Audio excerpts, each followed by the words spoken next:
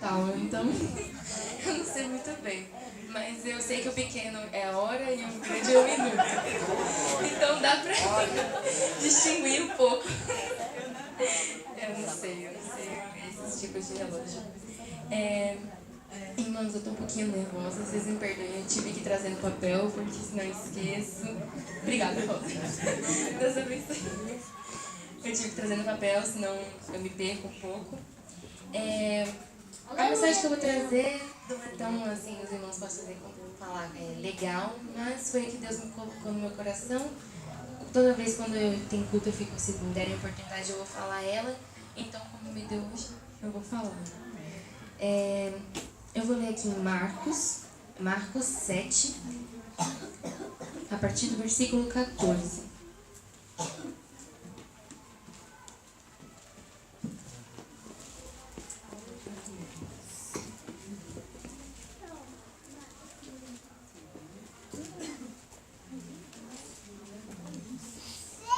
Amém? E chamando outra vez a multidão, disse-lhes: Ouvi-me, vós todos, e compreendei. Nada há fora do homem que entrando nele o possa contaminar, mas o que sai dele, isso é o que contamina o homem. Se alguém tem ouvidos para ouvir, que ouça.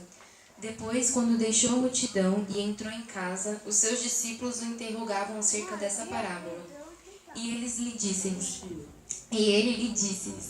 Assim também vós estáis sem entendimento? Não compreendeis que tudo que for lançado de fora entra no homem, não pode contaminar? Porque não entra no seu coração, mas no ventre, e é lançado fora, ficando pura todas as comidas? E dizia: O que sai do homem, isso é o que contamina o homem. Porque do interior do coração dos homens saem os maus pensamentos, os adultérios, as prostituições, os homicídios, os furtos, a avareza, as maldades, o engano, a dissolução, a inveja, a blasfêmia, a soberba, a loucura. Todos estes males procedem de dentro e contaminam o homem. Aqui nessa passagem, Jesus estava ensinando e ele deseja que o povo entenda algumas coisas que era importante se dizer. Porque naquela época, os escribas e os fariseus, eles tinham muitas preocupações em se contaminar com as coisas, com os objetos, com as comidas. E eles eram muito cercados por essas tradições que eram impostas a eles. E Jesus, nessa passagem, ele fala em forma de parábola e depois, posteriormente, os discípulos dele vão perguntar para ele. E ele fala: até vocês não entendem que o que contamina o homem não é o que está fora, o que é o exterior, a comida, os objetos, as tradições, não é isso. O que contamina o homem está dentro dele, é o coração dele. E o que sai do coração dele, porque do coração dele saem todos os pensamentos maus, todas as ações malignas, saem os adultérios, os furtos, as maldades, tudo isso provém do coração e sai dele. Então vocês estão enganados, vocês estão achando que as coisas que contaminam é de fora, é pelo contrário, vem de dentro do homem. Então o meu foco nessa minha pregação aqui vai ser falar um pouco sobre o coração, como ele é representado na Bíblia, o que significa e o porquê Jesus fala para ele que o coração que sai em todas as coisas, né? A definição que nós humanos, seres humanos, encontramos no dicionário é que o coração é um órgão importante do corpo que a função principal é bombear o sangue para nutrir as células do nosso organismo. Essa seria a função do coração. Mas na Bíblia nós temos dois conceitos de corações que nós podemos encontrar. Ela pode ser encontrada tanto no sentido figurado, que é o que está falando aqui nessa passagem, que seria de onde procedem os males, tanto como no sentido literal, que é o coração, o órgão. Ela está escrita cerca de 1000 vezes na Bíblia, uma curiosidade. E nessa passagem Jesus fala como o coração ele representa em geral, o todo nosso em geral e o que sai dele. E para nós, na nossa sociedade atual, nós acreditamos que o cérebro, né, nosso cérebro, seja o diretor da nossa atividade, né, seja o que comanda o nosso corpo. Mas aqui Jesus ensina que não é o nosso cérebro, é o nosso coração. Ele que comanda, ele que as nossas ações, ele que manda as nossas ações, nossos pensamentos. E não é o nosso cérebro. E aí nós podemos ver várias referências. E no nosso texto nós vemos essa referência do versículo 20 até o 23, que fala especificamente que o coração que manda. Mas nós vemos ao longo da história que o nosso coração nem sempre foi assim. Isso foi herdado de Adão e Eva. E se os irmãos abrirem a Bíblia lá em Gênesis, o capítulo 6 e o versículo 5, nós vamos ver essa passagem que diz: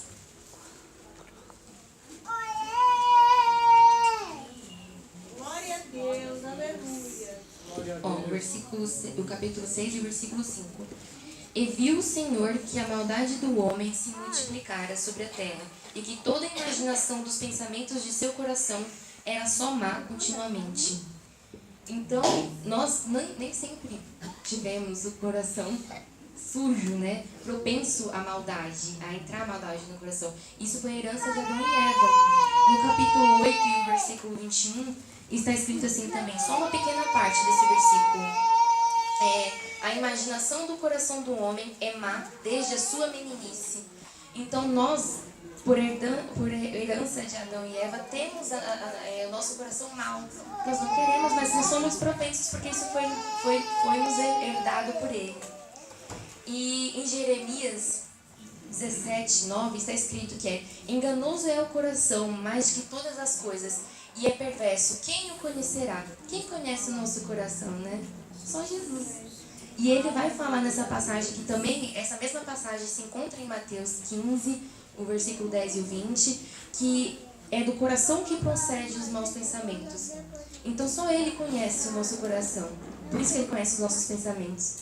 E é por isso que a depravação humana, ela está acontecendo no nosso coração. E à medida que o homem prossegue no seu próprio caminho, o caminho pecaminoso que o coração dele leva, mais o seu coração fica duro e insensato e insensível à voz de Deus. Então, quanto mais o homem persiste em seguir o coração dele sem a ajuda de Deus, mais o coração dele fica duro e mais ele peca e continua por esse caminho de pecado, porque ele não ouve a voz de Deus. E só quem conhece o coração é Deus. Então, se ele não ouve, quem vai alertar ele que ele está no caminho errado, né?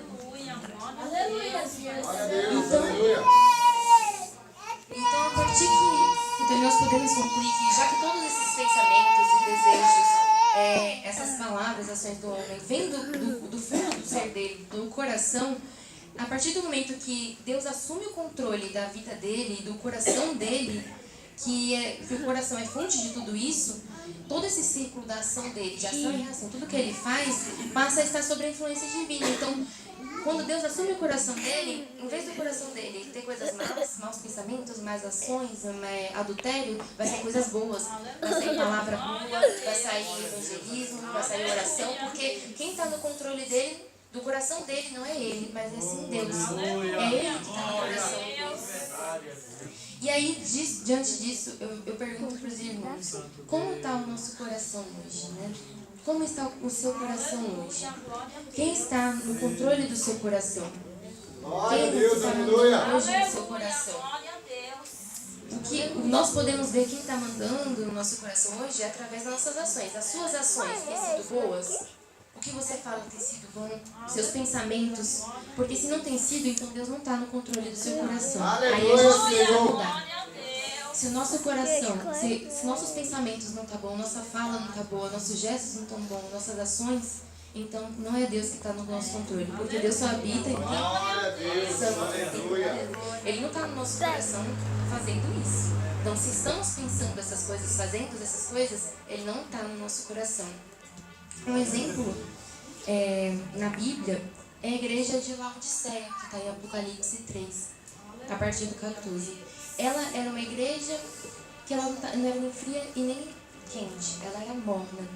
E ela acreditava que estava tudo bem. Do 14 ao 22, a passagem. Ela acreditava que estava tudo bem diante do Senhor. Mas infelizmente ela estava errada, ela não estava certa.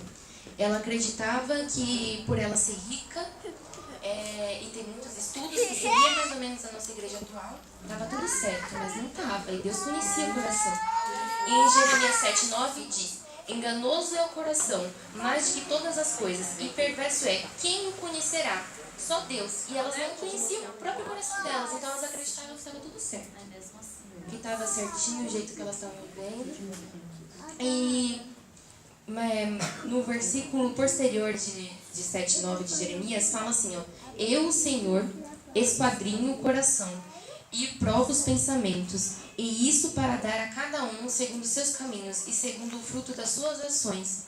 Então o Senhor, Ele entra no nosso coração, Ele vê o que está lá dentro, e a partir do que está lá dentro, do que está no nosso coração, dos pensamentos da nossa mente, Ele dá segundo a vontade dele. Então se o nosso coração está mal, Ele não vai dar coisas boas, né? Se o nosso coração está cheio de pensamentos errados, Ele não vai dar coisas boas. Se as nossas atitudes estão sendo más, Ele está olhando, Ele está avaliando o nosso coração, e Ele vai dar segundo conforme o que esteja dentro dele. Então, se os irmãos querem coisas boas para a vida de vocês, tem que ter o coração puro, porque Ele está avaliando o nosso coração. E se no nosso coração tem uma pontinha pretinha, alguma coisa que está errada, então não vai ser coisas boas que vocês irão receber. E a igreja de Laodiceia, ela tinha boa aparência, por fora ela era rica e não tinha falta de nada. Ela era uma igreja entendida, tinha estudo, era rica, mas por dentro ela, como diz a Bíblia, era uma desgraçada, miserável, pobre, cega e nua, que está no verso 17. Então por fora ela parecia ser uma igreja boa, uma igreja santa, né, perfeita. Ela tinha dinheiro, ela tinha estudo, mas ela não era assim por dentro. Ela era pobre, era miserável, era cega. Ela não tinha o coração puro. Quem estava no coração dela, se guiando os caminhos, não era Deus, era outra coisa. E então, em Samuel, 1 Samuel 16:7 fala assim: Pois o homem vê o que está diante dos olhos, porém o Senhor olha para o coração. Então nós podemos ver o que está por fora. Não, se nós estivéssemos naquele tempo, víamos a igreja de Laodiceia, ia pensar que era uma igreja boa. Mas não é. Deus é a única pessoa que consegue ver o nosso coração por dentro. Então Ele sabe o que está dentro de nós.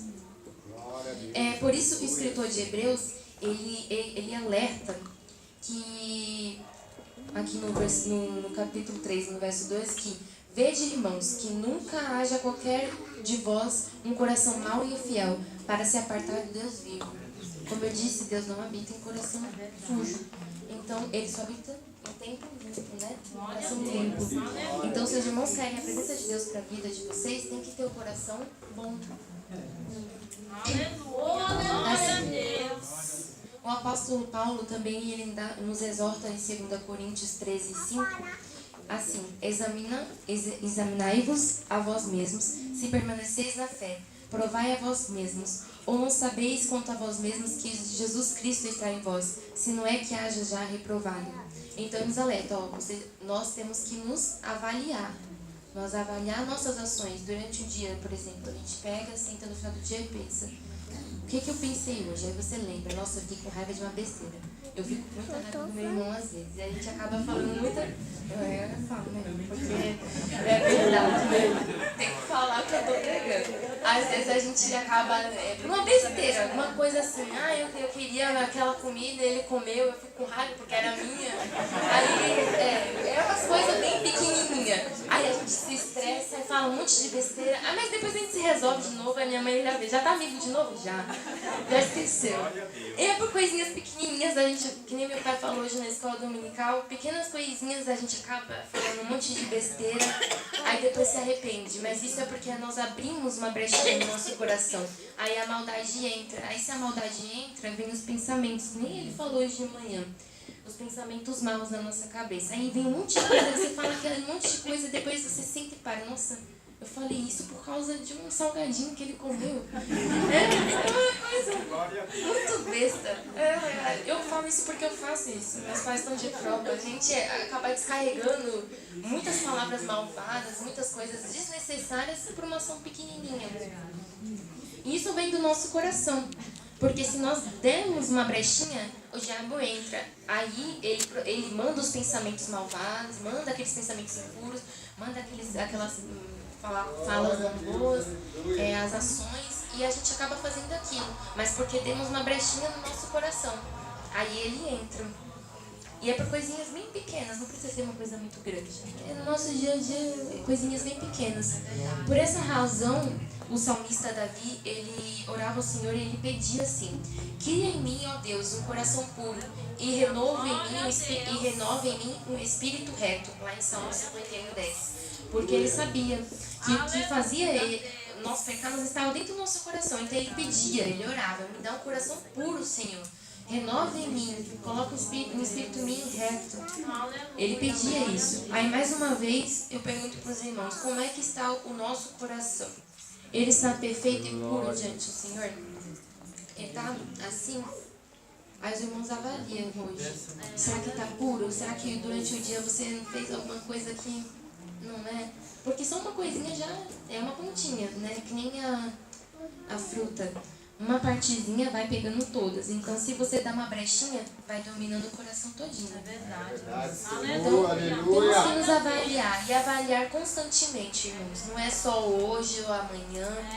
É constantemente ficar avaliando o nosso coração. As nossas falas, nossas ações. Porque se tiver errado, então Deus não está. Aí, se Deus não está, a gente precisa orar. E pedir para que Ele venha. Para nós mudarmos. Irmãos, eu acho que eu estou indo um pouquinho rápido. Mas é que eu tô nervosa. Então já vimos que o coração impuro vem das coisas que contaminam o homem, né? As coisas de fora que contaminam o homem, ela não entra no coração, mas é o que sai do coração que contamina as coisas. Olha que interessante, é difícil de entender. Mas a impureza exterior, ela é uma consequência da impureza exterior. Então, se o nosso coração está sujo, nós falamos uma coisa errada. Aí essa coisa errada suja aquela pessoa. Então, se eu falo uma besteira para uma irmã, aquela irmã vai ficar com raiva. Então, eu estou contaminando aquela irmã. Então, é o contrário do que aquelas pessoas, os fariseus, os escribas, pensavam naquela época. Que eu peguei esse copo, então ele estava sujo e ele me sujou. Mas era o contrário. Era o que saía da pessoa que contaminava aquilo. Que contaminava e disseminava o pecado. Portanto, é impossível nós termos um coração puro e ser impuros exteriormente. É impossível, é incoerente alguém dizer que tem Deus no coração e viver praticando o pecado. Não faz sentido, né? Nós falamos: Deus está no meu coração, mas a conduta dele está errada. Durante o dia dele, sem ser na igreja, você vê passando na rua e está fazendo alguma coisa de errado. Ou então fala alguma coisa na rua e você vê: nossa, nem parece crente falando. As minhas amigas da faculdade, quando elas vão falar alguma coisa, elas falam: tá pro ouvido da Ju, porque ela é um bebê, ela não fala essas coisas. Porque elas sabem que eu não falo o que elas falam, nem compartilho. Então, quando elas vão falar uma coisa, elas tá pro ouvido dela para ela não ouvir. Ou então, Ju, sai daqui para você não ouvir essas coisas. Porque elas sabem. E aí mostra, né, que você está fazendo o certo. Agora, se você é uma coisa aqui na igreja, aí quando você chega em um lugar, você é do mesmo jeito que aquelas pessoas, então, como é que tá? Você está sendo iguais a elas, você está sendo impura, então seu coração não está com Deus. Então não tem como você dizer que tem Deus no seu coração e viver praticando o pecado. Não tem. Se a gente pratica o pecado, Deus não está no nosso coração. Ele não está habitando no nosso coração. Então, quem controla o nosso coração? É Deus ou é o pecado? Será que nós podemos encontrar uma outra solução, uma outra referência, falando que o nosso coração pode estar dividido? Está dividido, está meio a meio. No Salmos 86, no verso 11, Davi diz assim para Deus: une o meu coração ao temor do seu nome. Eu creio que em outras palavras ele está falando assim: Deus, me dê um coração que não esteja dividido. Ou então une o meu coração para que ele não esteja dividido. Porque é possível sim uma pessoa ter o coração dividido. Mas é claro que, como a igreja de Laodiceia, ela não era nem quente nem fria, ela era morna. Deus não se agrada disso. Ele fala: vomitar-te-ei da minha boca. Deus não quer uma pessoa, antes seja toda fria, né? Uma pessoa que diz não crente do que uma pessoa que se diz crente e faz coisas erradas. E isso é ter um coração dividido. E aqui no Salmos 86, Davi fala isso: Senhor, me une o meu coração para que ele não esteja dividido na tua presença. Me dê um coração inteiro, Senhor. Um coração que seja todo seu, que não seja metade do diabo, metade do inimigo, mas que seja todo seu. Me dê um coração inteiro para ti. Davi orava para isso, para que o coração dele ele seja inteiro e puro para Deus. E ele orava sempre. E no livro do profeta Jeremias, ele fala assim: buscar-me-eis e achareis quando me buscareis de todo o vosso coração. Então, se nós queremos ter um coração puro e inteiro, sem ser dividido, nós temos que buscar a Deus. Só buscando a Deus, e vamos ter um coração inteiro, limpo, e ter as nossas ações corretas perante Ele. O apóstolo Tiago, no capítulo 4 e no verso 8, ele diz assim: chegai-vos a Deus e Ele chegará a vós. Limpais as mãos, pecadores, e vós de duplo ânimo, purificai o coração. Ele está falando a mesma coisa que Davi. Falando assim, ó, você quer se chegar a Deus? Então você tem que procurar Ele. Mas não basta só procurar Ele, você tem que limpar as suas mãos. E voz de duplo ânimo. As pessoas que estão literalmente em cima do muro, não sabe se vai totalmente para a igreja ou se vai para o mundo, quer ficar ali no meio porque tem medo de ir para o mundo, mas não quer se entregar totalmente para a igreja. Acontece muito isso, né? Tem aquelas pessoas que vêm na igreja, mas não permanecem ali porque ela tem medo de se entregar completamente, deixar aquilo que ela fazia, mas tem medo também de ficar no mundo e, né, se perder. Então vem, mas sai. Então com o coração dividido, tá? Com o coração com dois senhores, e Deus não agrada. Com o coração só podemos ter um Senhor. E por isso que no livro de Tiago, também, só que no capítulo 1 e no verso 8, ele fala assim: o homem do coração dobre é inconstante em todos os seus caminhos. Os irmãos sabem o que é coração dobre? Dobre? Não? Também sabia, eu peguei o dicionário para saber o que é dobre. Dobre é um duplo caminho, é duas coisas. Então, quando ele fala o homem de coração dobre,